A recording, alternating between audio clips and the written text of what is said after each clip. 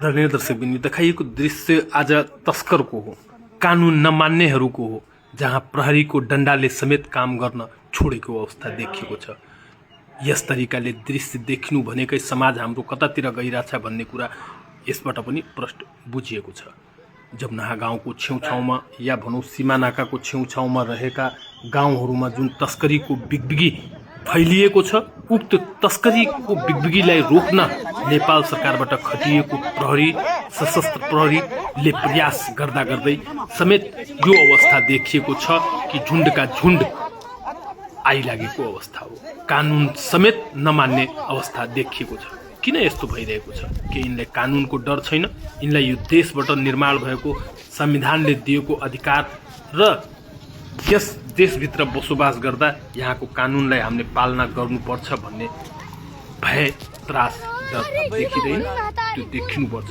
कानुनको डन्डा अब आउने समयमा यस तवरले चल्नुपर्ने अवस्था देखिएको छ कि कानुनको परिपालना सबैले एकनाश गर्नुपर्ने अवस्था देखिन्छ र त्यो हुनु पनि पर्छ। कानुनी राज्यमा हामी यदि बसोबास गरिरहेछौँ भने त्यसको पालना पूर्ण रूपमा यहाँ तपाईँलाई हामीले देखाइरहेको दृश्यमा हामीले यहाँ हेर्न सक्छौँ। केही तस्कर जो बाख्रा तस्करहरू हुन् उनलाई नियन्त्रणमा लिन, बाख्रा नियन्त्रणमा लिन र व्यक्तिलाई नियन्त्रणमा लिँदा प्रहरीलाई समेत हामी देखिरहेका छौँ। यस्तो दृश्य अब आउने समयमा देखा नपरोस् भन्ने चाहना हामी आम जनमानसको रहेको छ।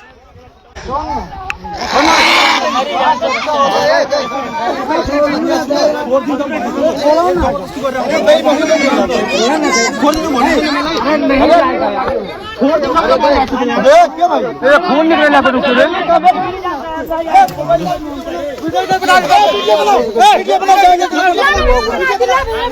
बनाई थे वीडियो यार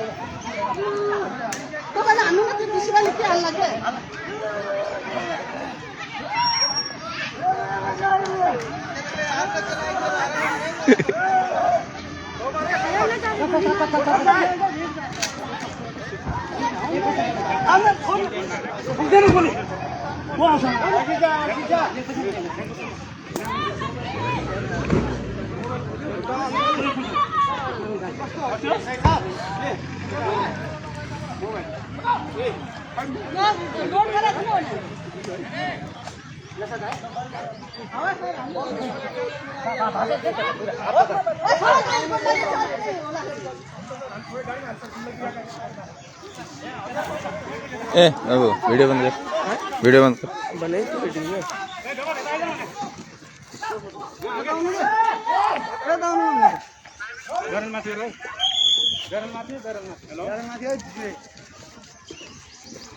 हजुर अवस्था डेन्जर स्थिति छ, त्यसलाई पक्रेर गाडीमा हाल्न पठायौँ।